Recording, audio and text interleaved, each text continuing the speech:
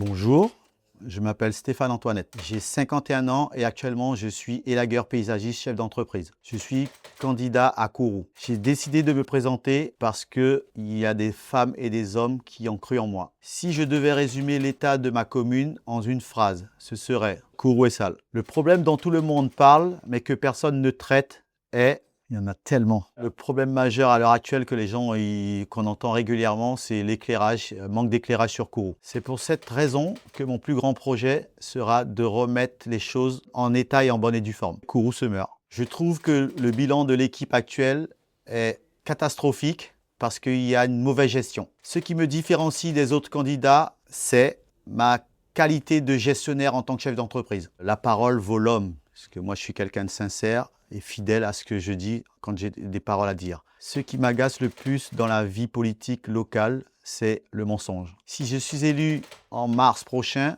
ma première mesure sera de redonner confiance à la population kouroussienne. Puisque comme je le répète assez souvent, je ne suis pas un politicien, je suis un citoyen qui a une âme, qui a un cœur et qui mettra en application ce qu'il dit. Moi, comme je le répète, si je suis élu, mon entreprise, elle tournera et je serai toujours un élagueur. Et comme j'ai dit, même des clients qui me posent la question, j'y verrai un maire qui viendra élaguer des arbres chez eux. La décision la plus impopulaire que je pourrais être amené à prendre serait de redresser les finances de la mairie de Kourou. Comme je dis, aujourd'hui, la commande publique, il y a énormément de travaux qui sont effectués en externe. Et je pense qu'il faudrait valoriser ces employés que nous avons en mairie, puisqu'il y a un sacré potentiel. Et ça serait de donner les moyens à ces agents pour qu'ils puissent reprendre des travaux en interne. Il y a des agents, mais justement, il faudra leur donner les moyens, et moyens matériels, moyens physiques, humains, pour faire ce qu'il y a à faire. Mon premier adjoint sera ma tête, mes yeux. Je lui donnerai toute ma confiance. Je peux te donner le nom. Ma première adjointe sera Elodie Dany. J'ai choisi cette personne parce que c'est quelqu'un que j'apprécie énormément. La petite anecdote, c'est des gens qui ont connu la Guyane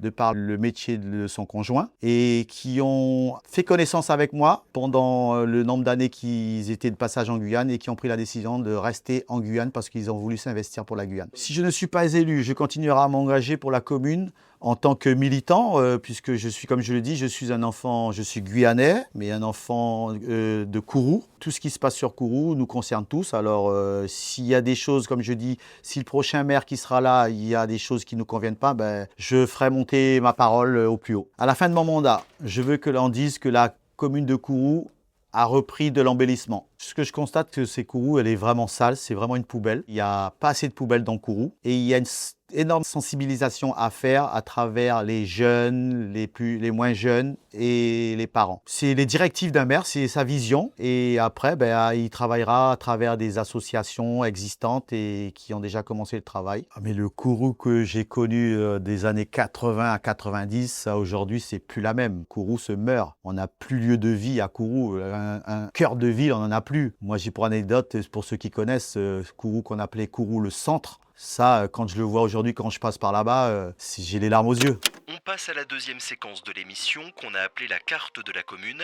On donne au candidat un plan, puis on lui demande de choisir des lieux par rapport à des questions qu'on a préparées. Pour commencer, montrez-nous un endroit qui est important pour vous, avec lequel vous avez une attache particulière. Alors il y a un endroit qui me tient vraiment à cœur, c'est le centre d'accueil aujourd'hui sur Kourou, qui est devenu un squat aujourd'hui. Je pense que si j'avais les moyens aujourd'hui, si je suis maire, c'est la réhabilitation de ce lieu, qui est situé sur l'avenue Gérald de Gaulle. C'était une salle de vie ou salle de spectacle où les gens se rencontraient. Moi, je me rappelle à l'époque des booms, c'est là qu'on faisait nos soirées étudiantes et tout, et il y avait du passage, et là, c'était tellement animé que quand je repasse devant ça, franchement, j'ai un pincement au cœur. Aujourd'hui, c'est un cimetière. Franchement, ça fait mal au cœur de voir ça. C'est des locaux qui appartiennent à la municipalité. Les murs sont encore existants, mais il y a tout à refaire. La plupart des candidats aujourd'hui qui seront autour des plateaux et qui se présentent pour les élections, ils ont tous connu cette salle. On passe au deuxième endroit. Ça peut être une rue, un quartier, n'importe quoi.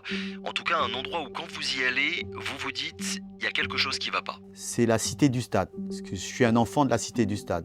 Mes parents, mes grands-parents, c'est des expropriés de la ville de Kourou, du centre spatial guyanais. Et aujourd'hui, je me rends compte, ce que le CNES aurait dû faire en partenariat avec la mairie de Kourou, c'était de pouvoir donner les moyens à ces personnes aujourd'hui de la cité du stade de vivre convenablement comme ils le vivaient auparavant dans les champs au CNES. C'est le premier quartier en béton à l'époque qu'ils ont construit pour les expropriés et qui existe encore. Ils ont mis du neuf sur du vieux. Aujourd'hui, en fait, c'est du pansement. Personnellement, c'est pas comme ça que je voyais les choses pour ces gens. J'ai toute ma famille qui habite là-bas. Je suis un enfant de la Cité du Stade, comme je vous ai dit. Il y a encore quelques personnes âgées. Il reste très peu. Et il y a les jeunes comme moi-même qui deviendront propriétaires par héritage. Ce quartier me tient vraiment à cœur. Pour anecdote, il y a sous la mandature de M. Antoinette, il y a eu une réhabilitation de fait. Ils ont voulu raser quelques maisons, mais ça n'a pas marché. Là, sous la mandature de M. Ringuet, il y a une deuxième réhabilitation qui a été préparée là.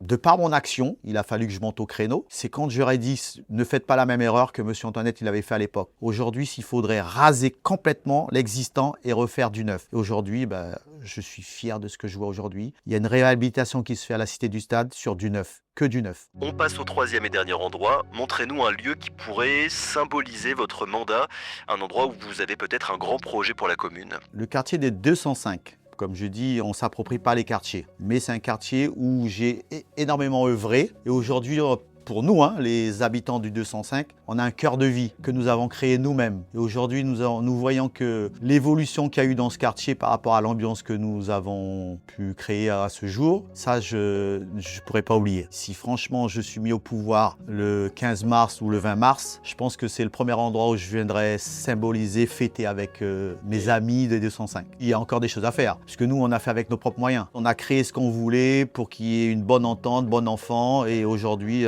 tous les week-ends, on se retrouve là-bas et on organise ce qu'il faut et pour que ça se fasse dans la bonne humeur. Moi, je dirais pas qu'il y a des quartiers qui sont développés comme nous on l'a fait. Il y a de petites choses qui se passent entre copains et tout, mais bon, c'est un petit comité restreint. Comparé à nous, au 205, nous, c'est ouvert à tout le monde. On a créé quelque chose pour nous déjà, nous, personnellement, mais tout le monde sont les bienvenus. Parce que nous prenons l'exemple, la création que nous avons fait, c'est un terrain de jeu de pétanque. Quand on reçoit, on voit des métros qui sont de passage en vacances, les militaires de la Légion qui viennent jouer avec nous, diverses populations qui viennent jouer avec nous, ça c'est quelque chose que voilà. Parce qu'aujourd'hui on a la comparaison, l'état des lieux que j'ai fait, c'est cette jeunesse aujourd'hui qui s'approprie les quartiers en disant que c'est mon quartier, que l'autre n'a pas le droit de venir dans mon quartier. Cette cohésion, moi je voudrais la transmettre, c'est de rassembler tout le monde. Parce que moi je suis un rassembleur à la base et moi je voudrais que tous les quartiers se rassemblent, qu'on revive comme on a vécu ça dans les années 80. Allez, nouvelle séquence, on passe à un jeu de questions-réponses. Le candidat doit tirer au hasard des cartes questions. Certaines viennent de nos auditeurs, les autres ont été écrites par la rédaction. Quel rôle la mairie peut-elle jouer pour faciliter l'accès au foncier? Comme je disais, le maire, il a un grand rôle à jouer, parce que c'est lui l'interlocuteur vis-à-vis de l'État. Et quand nous rencontrons aujourd'hui que sur Kourou, on n'a plus de foncier, le foncier appartient aujourd'hui à l'État, sous la gouvernance du CNES. Alors moi, je pense que c'est la priorité, c'est d'aller demander à l'État de nous retrocéder le foncier. Personnellement, je trouve que c'est trop important. Pas spécialement que pour la Cité du Stade. C'est qu'aujourd'hui, je vois que Kourou a besoin de construire et qu'aujourd'hui, Kourou n'a plus de foncier. Le CNES a pratiquement tout le foncier à Kourou. Comme j'explique, justement sur les plateaux télé d'hier, on parlait de projet du cœur de ville, mais faire le cœur de ville à Wayabo. Je ne suis pas contre, mais on parle de la ville de Kourou. Wayabo, c'est une zone agricole. J'ai des amis agriculteurs qui peinent aujourd'hui de rester sur Wayabo. Dieu merci, il y en a qui se battent et tout à leur honneur, mais vous n'allez pas demander à un citoyen de la ville d'aller mettre un cœur de ville à Wayabo. Comment comptez-vous soutenir les commerces et services de proximité? Kourou se meurt par rapport au commerce. Alors quand on dit les commerces, petits commerces, moi je parle des commerces locaux, puisqu'aujourd'hui on se rend compte que, je ne vais pas stigmatiser, il y a des Chinois, c'est des commerçants, mais les petits commerçants, de lingerie locale et tout ça, qui se meurent aujourd'hui, on va les accompagner, parce qu'on voit aujourd'hui pour un petit commerçant qui veut se lancer, je prends l'exemple dans la lingerie, tout ce qui est local, d'avoir un fonds de commerce où il y a un loyer qui est exorbitant, je pense qu'il y a un travail à faire avec le bailleur. Il faudra en discuter, savoir qu'est-ce qu'on peut faire, comment on peut aménager pour ces personnes qui veulent se lancer, ou sinon, nous, si nous avons les moyens, de créer une zone artisanale pour ces personnes qui veulent se lancer à moindre coût. Comme il ne reste plus de foncier sur Kourou, alors il faudra voir à l'heure actuelle avec ce que l'État pourra nous rétrocéder et le bailleur de Kourou, Terre Habitat. Mais par contre aussi, moi je dirais, il y a un travail à faire aussi sur la population kouroussienne. L'habitude qu'ils ont, pourtant c'est pas pour autant qu'ils se plaignent pas en disant que faire la route c'est un peu contraignant et tout. Mais il faudrait faire un travail sur ces gens, leur donner envie aussi de rester sur Kourou.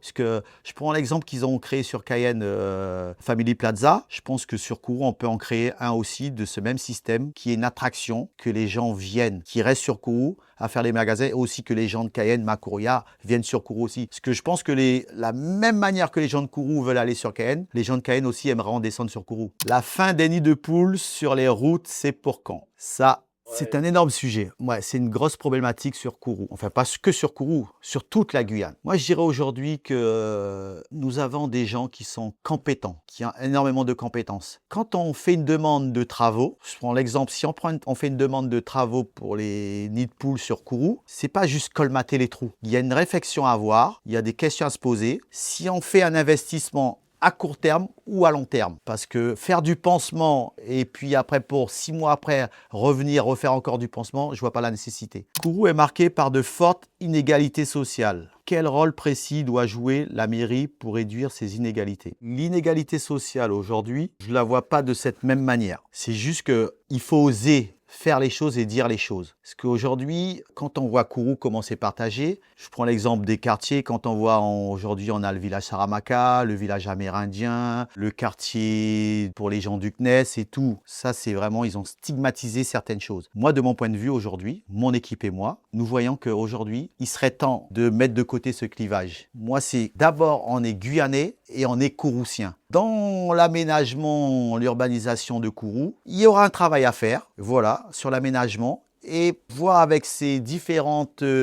cultures qu'on a sur Kourou, à savoir si pour eux ça serait intéressant d'enlever le village Saramaka, le village amérindien et de regrouper ces personnes et de voir si on peut avoir une cohésion entre toutes ces personnes. La réhabilitation qui a été faite pour le village Saramaka et le village amérindien, à l'époque c'était pire. Aujourd'hui on a construit des maisons pour eux en dur et tout, mais quand même ça reste des quartiers stigmatisés. Le village Saramaka, quand on en parle, les gens, ils n'ont pas trop envie d'aller se promener au village Saramaka. C'est pas pour autant que moi, d'autres personnes, des amis, qui vont au village. C'est juste, ils ont stigmatisé ces personnes du village Saramaka. Mais on peut se balader et vivre au village Saramaka comme toute autre personne. Que ferez-vous pour dynamiser le centre-ville? Le centre-ville de Kourou, comme je vous dis de ce que j'ai connu à mon enfance, le centre-ville de Kourou, c'était le centre, où on appelle les CV à Kourou. C'était ça le centre-ville de Kourou, où toutes les personnes se rencontraient. C'est un cadre de vie à l'époque, je me rappelle, c'était la joie de vivre. Tout le monde sortait de l'école, tout le monde sortait de la plage, et c'est là qu'on se rencontrait. Parce qu'il y avait tous les petits restaurants, tous les petits bars aux alentours qui aujourd'hui ont fermé. C'est un lieu devenu fantôme. Comme c'est pas la même génération, je pense qu'aujourd'hui on peut la basculer ailleurs. Le cœur de ville aujourd'hui, la jeunesse aujourd'hui, c'est les voitures, la musique et tout ça, c'est contraignant pour le voisinage. Pour nous, mon équipe et moi, nous avons un projet, c'est par rapport au foncier que nous avons autour du lac Bois-Chauda, c'est recentrer tous ces cars ambulants qu'il y a sur Kourou, qui sont sur le domaine du bailleur de Terre Habitat, et les rassembler sur un seul endroit et tout alentour, faire un espace de jeu, terrain basket, football et tout, où toutes les personnes pourront se rencontrer. Là, ça sera un cœur de ville. Quel est votre diagnostic sur les finances de la commune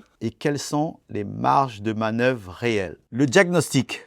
Alors, moi, je me baserais sur, comme tout le monde, sur ce qu'on a vu aux infos, sur les réseaux sociaux, que la Cour des comptes pointe du doigt la ville de Kourou. Maintenant, comme je le dis, si mon équipe et moi nous sommes mis au pouvoir, nous ferons une audit et avec cela, on se rendra compte ce qu'il y aura dans les caisses et avec cela, on pourra voir flécher les projets et ce qu'on pourra faire. Comme on dit, moi je dis, on n'est pas venu pour vendre du rêve. On ne prendra pas les commandes et on dira on fera ce qu'on a dit pendant la campagne. C'est juste on fera l'audit et après on avisera la population en concertation et on leur dira voilà, les projets que nous avons annoncés pendant la campagne, quelle est la priorité? C'est une discussion qu'on aura avec la population. On teste maintenant les connaissances des candidats avec un quiz. 5 questions tirées au sort sur la commune, les habitants et le mandat de maire. Depuis 1945, quel maire est resté le plus longtemps en commande à Kourou? Depuis 1945. Si je me trompe pas, je dirais Monsieur Estaz Rihman. Exactement, Estaz Rihman, 42 ans. 1953-1995. Le budget 2024 de la mairie de Kourou, qui a beaucoup fait parler de lui là, à combien s'élevait le déficit? Il me semble c'est 17,5 millions d'euros. 17,7 millions d'euros selon la Cour des comptes, 6 millions selon la mairie. Vous connaissez l'année de création du CSG? 1969.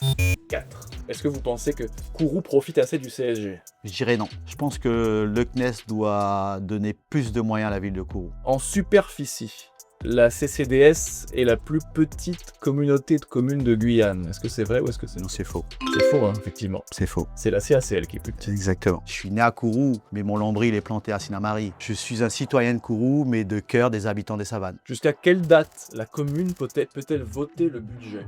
On a jusqu'au 15 mars. Vous êtes trompé de moi, c'est 15 avril. Dernière séquence, le candidat a la parole pendant 1 minute.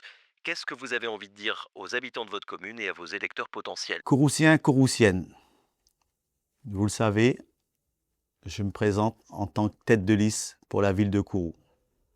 Si vous avez constaté, pendant ces quelques mois, je ne suis pas venu taper à vos portes pour vous demander de voter pour cette liste Redorer le blason de Kourou. Je reste tel que je suis. Je suis un enfant du pays, je suis un enfant de terrain. Vous me connaissez sur mes actes, sur mes paroles et mes agissements. Alors pour cette simple bonne raison, je vous demande le 15 mars ou le 20 mars, faites confiance à cette liste menée par moi-même, Stéphane Antoinette, avec mes colistiers, d'hommes et de femmes, de compétences, de tous bords, de tous milieux. Pensez-y, faites le bon choix.